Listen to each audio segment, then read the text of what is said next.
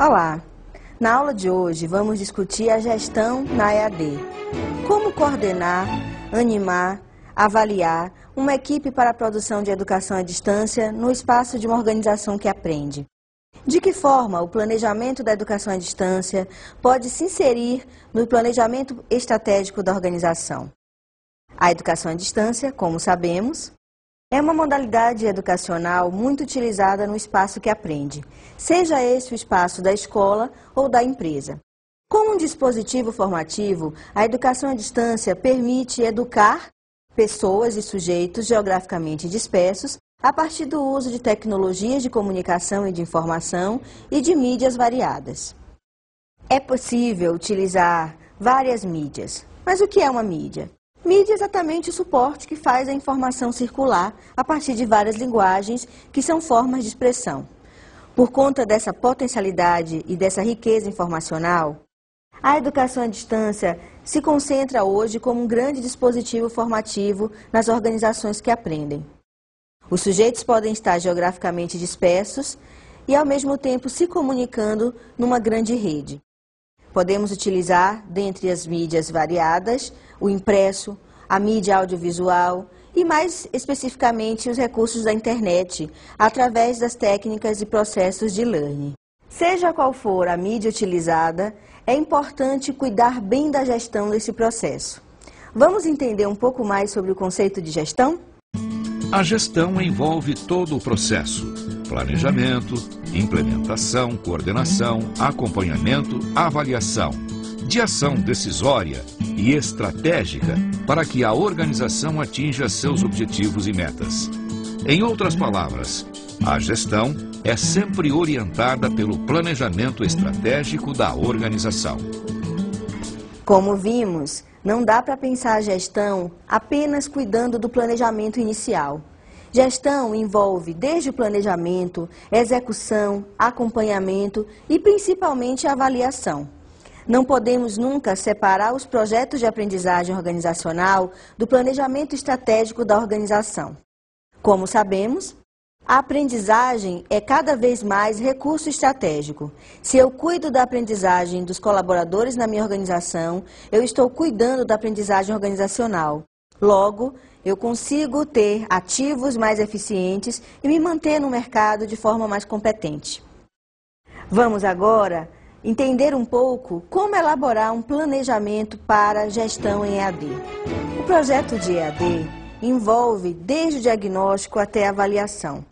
Mas, como eu já falei, não dá para pensar o planejamento ou o projeto em educação à distância descolado do planejamento estratégico da organização. Mas o que é mesmo planejamento estratégico? Vamos revisar esse conceito? O planejamento estratégico é o documento e seu conjunto de ações que norteiam e orientam todo o processo de atuação organizacional. Não podemos pensar o planejamento ou projeto em educação à distância sem pensar que este é elemento do plano estratégico mais amplo.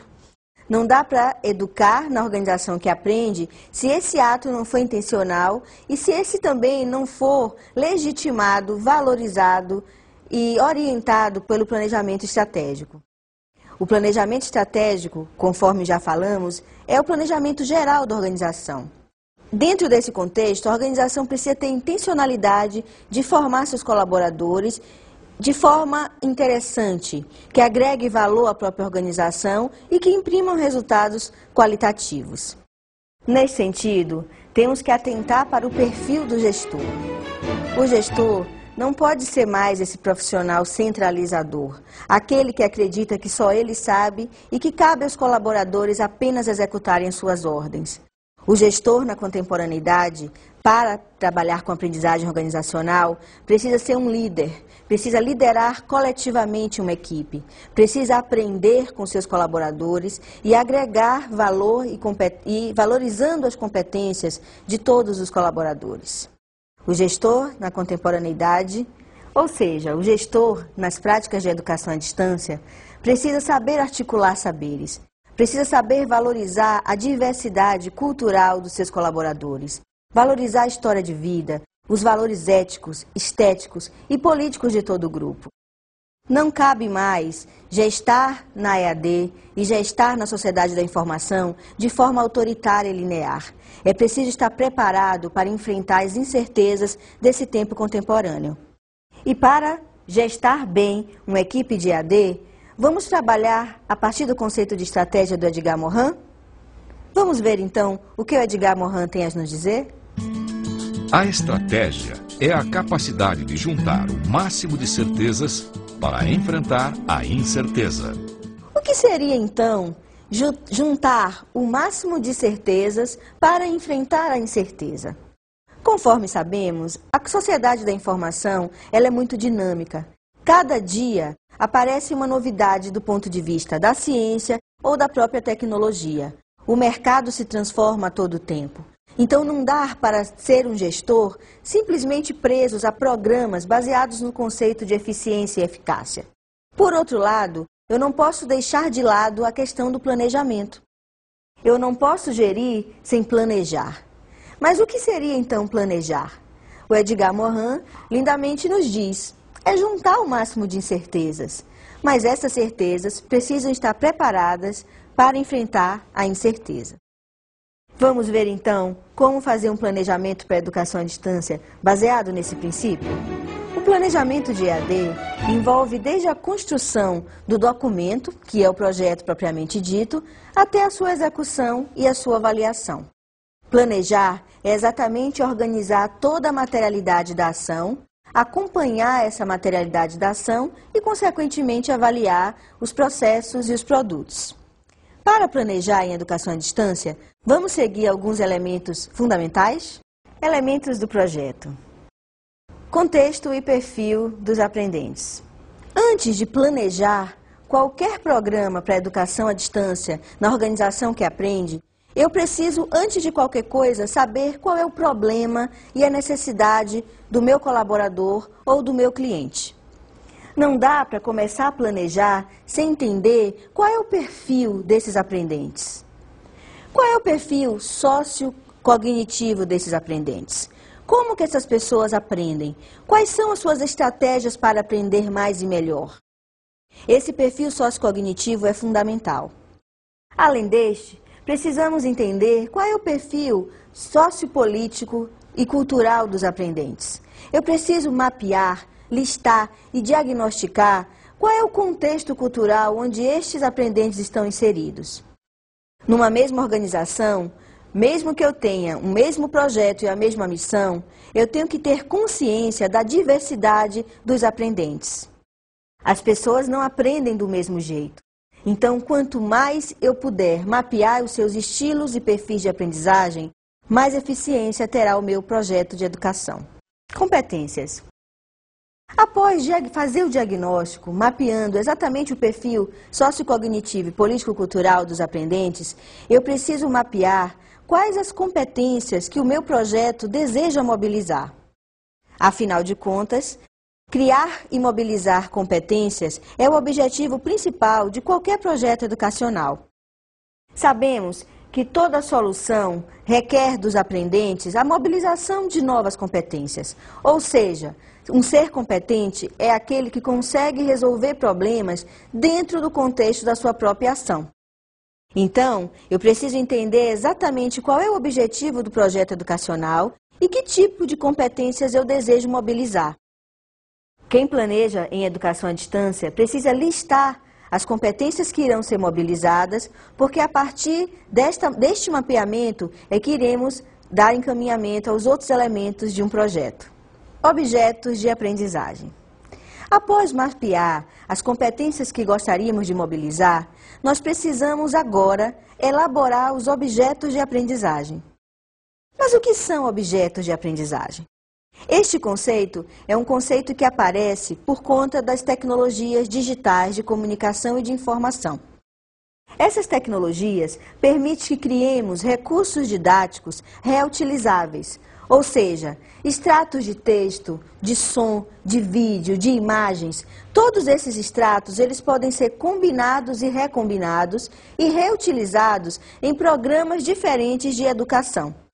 Então, eu posso produzir um vídeo sobre um determinado conteúdo e reutilizar esse vídeo em diversos programas diferentes. Os objetos de aprendizagem podem ser vistos e analisados como um grande jogo, como o jogo Lego das crianças, onde eu tenho umas peças soltas, espalhadas, e a partir da minha criatividade e necessidade, eu vou montando objetos variados. Na educação à distância, podemos ter esses objetos separadamente e, a partir da necessidade de cada programa, criar e montar conteúdos bem específicos. Vale ressaltar que toda vez que criamos objetos de aprendizagem ou recursos para aprendizagem, é fundamental entender quais as competências que queremos mobilizar e como esses objetos podem ser utilizados de forma eficiente. Equipe. Para criar objetos de aprendizagem para a educação à distância, é necessário e fundamental contar com a equipe interdisciplinar. Vocês devem estar se perguntando, mas não seria uma equipe multidisciplinar? Eu afirmo que essa equipe deve ser inter. Por quê? Porque uma equipe multidisciplinar é apenas uma equipe que conta com a variedade de especialidades e disciplinas. Contar apenas com a variedade de especialistas é muito pouco. Não adianta ter uma variedade de especialistas se esses especialistas não se comunicam entre si. Daí a importância de ter uma equipe interdisciplinar. Uma equipe interdisciplinar é aquela que onde eu tenho especialistas diferentes, mas que juntos eles constroem o planejamento e a própria ação. Uma equipe interdisciplinar é aquela que se comunica desde o início do projeto até a sua avaliação final.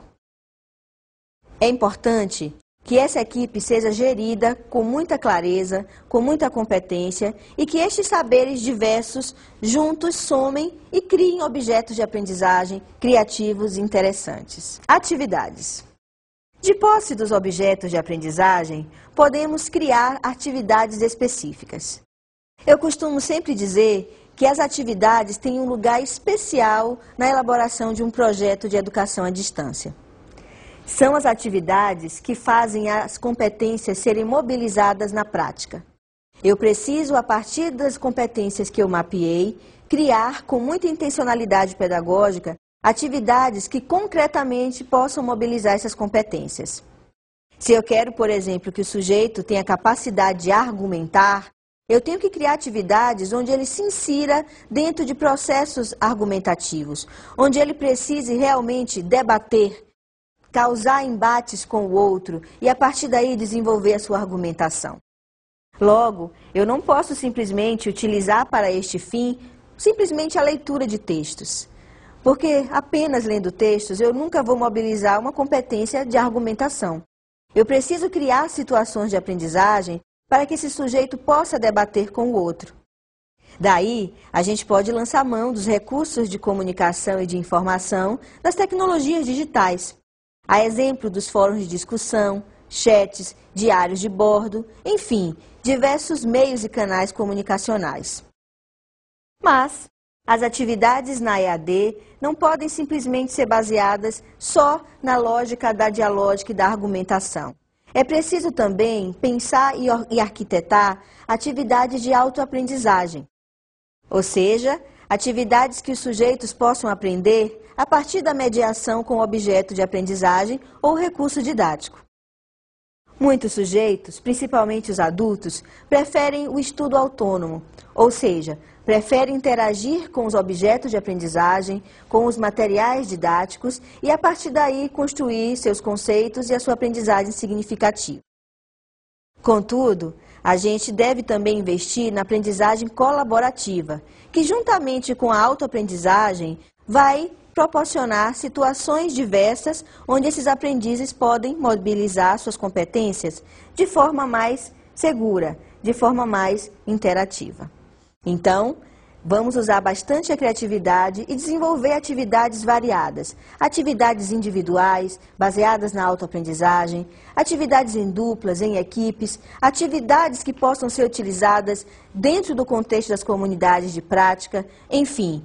Vamos criar atividades e deixar os sujeitos interagirem com a formação e com o conhecimento. Conteúdos e tecnologias. Já falamos que é necessário cuidar do perfil sociocognitivo e político-cultural dos aprendentes, Já falamos nas necessidades de mobilizar as competências e no planejamento deixar bem claro que competências são essas. Já falamos da necessidade de criar objetos variados de aprendizagem, utilizando várias linguagens e várias mídias. Falamos também da necessidade de criar atividades. Só que todos esses elementos servem exatamente para ilustrar e trazer para o contexto da aprendizagem os conteúdos, ou seja, as temáticas que serão discutidas dentro do projeto de educação à distância. Essas temáticas, esses conteúdos, eles precisam ser apresentados não de forma linear, simplesmente a partir de conceitos e respostas prontas. É necessário apresentar os conteúdos como provocadores de novas situações de aprendizagem. Os conteúdos não devem vir fora do contexto onde o aluno está inserido, onde o colaborador na organização que aprende está inserido. E para apresentar de forma mais interessante esses conteúdos, vamos lançar mão de todo o potencial tecnológico que temos. Sobre tecnologias, podemos utilizar os materiais impressos. Então, para produzir um bom texto de EAD, eu preciso escolher a linguagem. A linguagem não pode ser simplesmente uma linguagem científica, igual àquela que a gente encontra nos livros e nas enciclopédias, nos arquivos científicos ou nos periódicos. Um bom texto para EAD precisa ser um texto interativo. O texto que o aluno se sinta dentro de um contexto dialógico com o autor. Então, é interessante usar uma linguagem coloquial. É interessante ilustrar o texto com gravuras, gráficos. É interessante mostrar que esse texto é vivo e que vai provocar novas situações de aprendizagem. Além dos recursos dos materiais impressos e dos recursos gráficos próprios dos textos ilustrativos, podemos usar os audiovisuais. Os recursos audiovisuais, eles são interessantes porque o conteúdo não é apresentado de forma estática, como acontece nos textos impressos.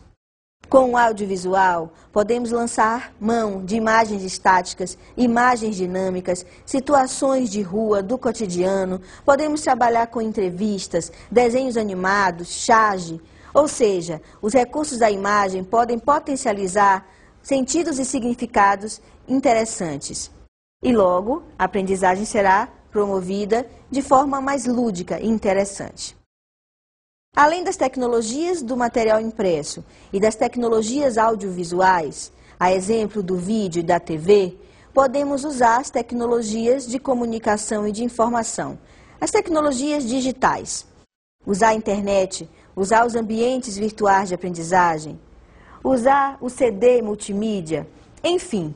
A escolha da tecnologia tem que ser muito interessante, muito eficiente e baseada no tipo de conteúdo que a gente quer comunicar. Não adianta utilizar uma tecnologia super avançada para comunicar um conteúdo que de repente pode ser comunicado via material impresso.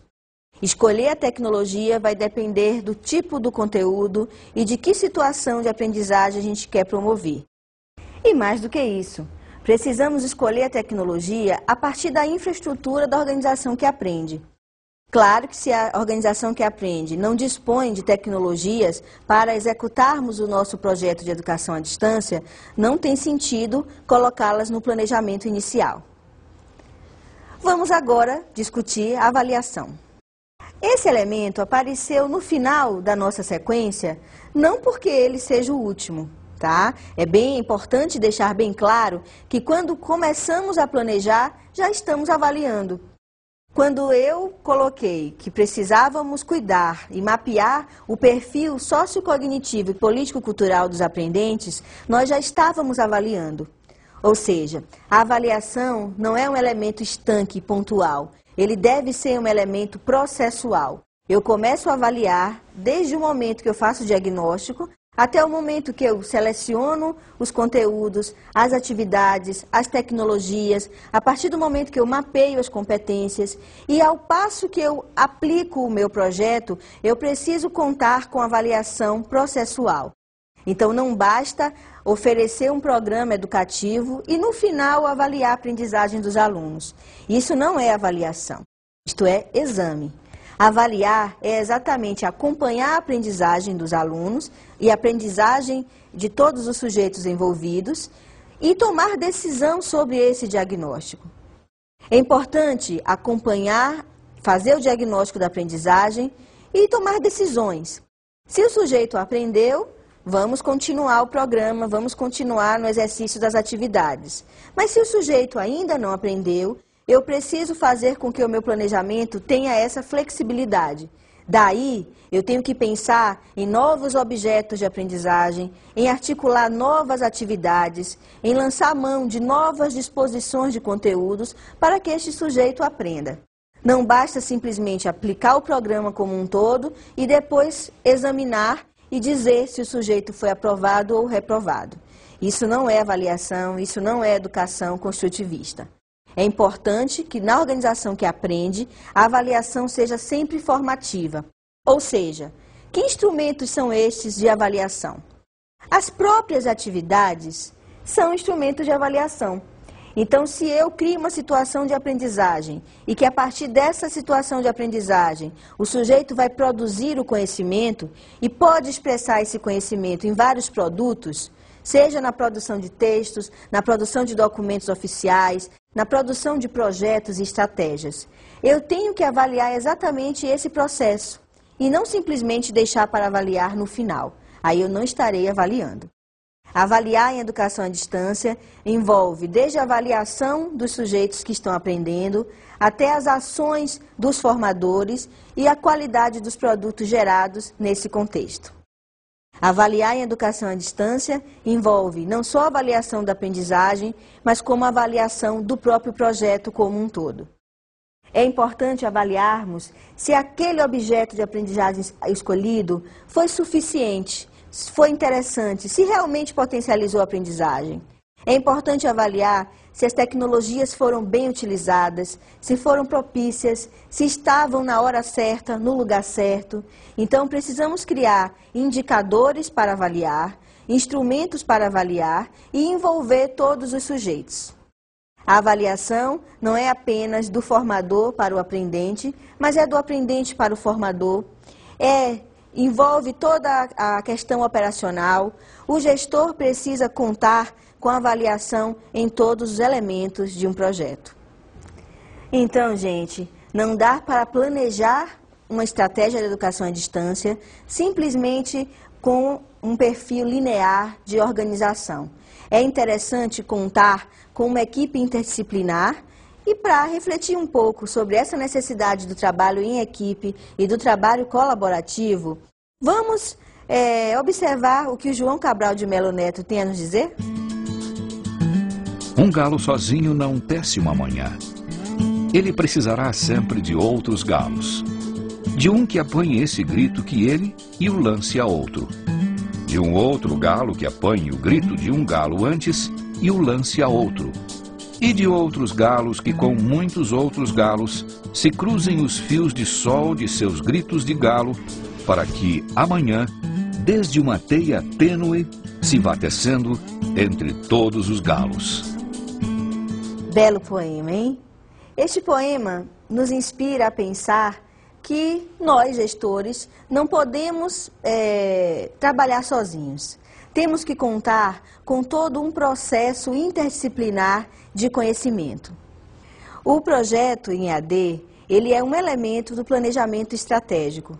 Então, não basta apenas fazer a gestão pedagógica do projeto de EAD propriamente dito. É preciso também fazer a gestão estratégica desse projeto. É preciso fazer a gestão administrativa, a gestão de marketing e principalmente a gestão financeira. Temos que avaliar se os recursos utilizados, sejam estes pessoais, humanos, materiais e tecnológicos, estão no orçamento. Precisamos avaliar o potencial de marketing desse projeto. Vamos então agora discutir um pouco esses elementos da gestão. Gestão pedagógica e gestão administrativa. Na gestão pedagógica de um projeto de EAD, eu preciso contar com uma equipe interdisciplinar. Como João Cabral de Melo Neto falou, um galo sozinho não tece amanhã. Mas quais são os profissionais que a gente vai precisar para executar um bom projeto de educação à distância? Este projeto, seja este baseado em material impresso, em audiovisual ou internet, eu preciso contar com os especialistas ou conteudistas.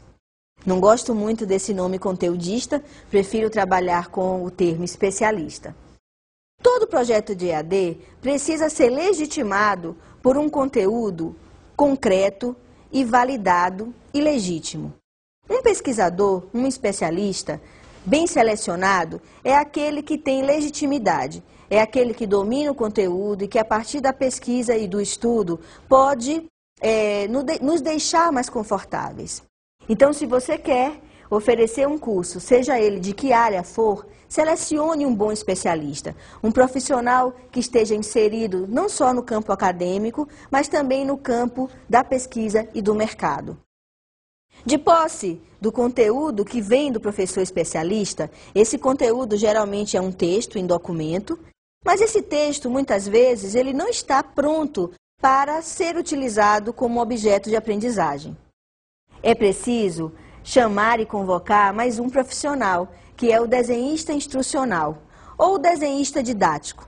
Eu prefiro até usar a expressão desenhista didático, porque o desenhista didático, o próprio conceito de didática, é bem mais amplo que o conceito de instrução.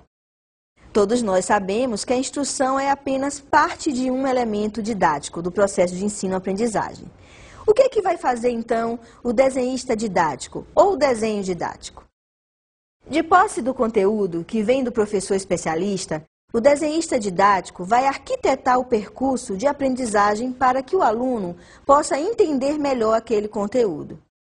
É aquele que vai criar situações de aprendizagem individuais, colaborativas, além de articular as linguagens e as tecnologias de forma interativa para que este conteúdo que vem do professor especialista tenha vida. A partir do momento que o desenhista didático cria o design instrucional ou o design didático do projeto, ele precisa acionar profissionais que deem vida a este projeto. Profissionais de ordem gráfica, profissionais de multimídia, de TV, de vídeo, profissionais que trabalhem com imagem, som e gráfico, profissionais que coloquem este conteúdo na mídia impressa. Daí eu vou precisar dos revisores, eu preciso cuidar bem da linguagem, da norma culta. Mesmo que o texto seja escrito de forma coloquial, é importante cuidar da organização e da qualidade linguística deste texto. Eu preciso ilustrá-lo e, se por acaso eu resolver utilizar a mídia do audiovisual ou da internet, eu preciso acionar profissionais específicos dessas áreas. Então, fazer um conteúdo de EAD envolve a gerência de vários profissionais e essa equipe precisa trabalhar de forma interdisciplinar. Porque se isso não acontece, se na hora de validar o produto final eu descobrir algum erro, eu perco praticamente todo o processo. Por isso que é interessante avaliar cada fase e fazer com que cada profissional se comunique uns com os outros. Portanto, pessoal, não é fácil trabalhar com uma equipe interdisciplinar, porque sabemos bem que as pessoas são diferentes. São diferentes não só pela sua área de conhecimento, mas também são pessoas diferentes nas suas formas de ser, na sua personalidade. Trabalhar em equipe não é fácil, mas em tempos de sociedade da informação é fundamental e não há outro jeito. Quanto mais a gente puder agregar diferenças na equipe, mais interessantes serão os nossos projetos e produtos. Vamos agora às nossas dicas de estudo.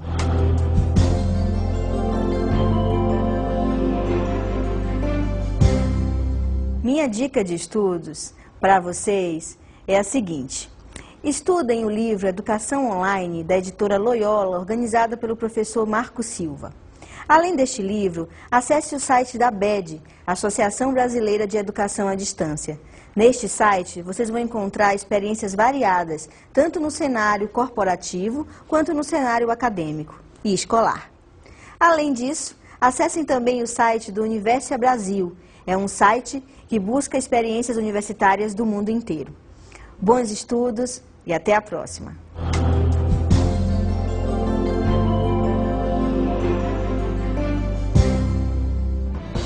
Na aula de hoje estudamos gestão da educação à distância.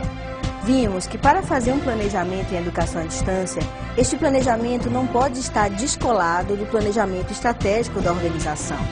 Para que a educação à distância seja realmente um dispositivo eficaz na organização que aprende, ela precisa ser legitimada pelo planejamento estratégico. Além disso, vimos os principais elementos para planejar a educação à distância. Discutimos o perfil sociocognitivo e político-cultural dos aprendentes. Discutimos a importância de mapear as competências que gostaríamos de mobilizar. Como criar objetos de aprendizagem. Como planejar atividades individuais e coletivas. Como escolher melhores tecnologias para apresentar melhor os conteúdos. Discutimos que a avaliação não é um processo estanque e apenas um exame, mas um processo formativo que envolve não só os sujeitos que aprendem, mas, sobretudo, todos os elementos do projeto. Além disso, discutimos também o papel do gestor como articulador da equipe interdisciplinar. Bons estudos!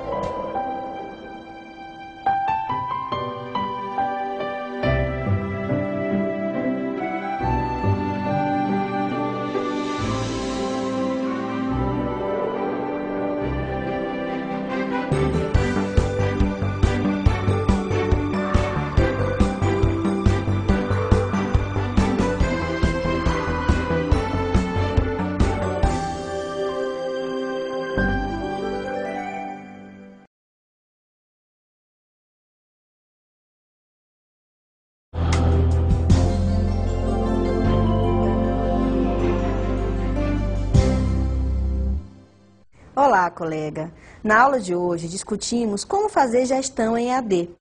Sugiro que, juntamente com seus alunos, vocês discutam os aspectos convergentes e divergentes da educação presencial e da educação à distância, procurando identificar quais as vantagens da EAD no contexto das organizações que aprendem. Bom trabalho, bons estudos!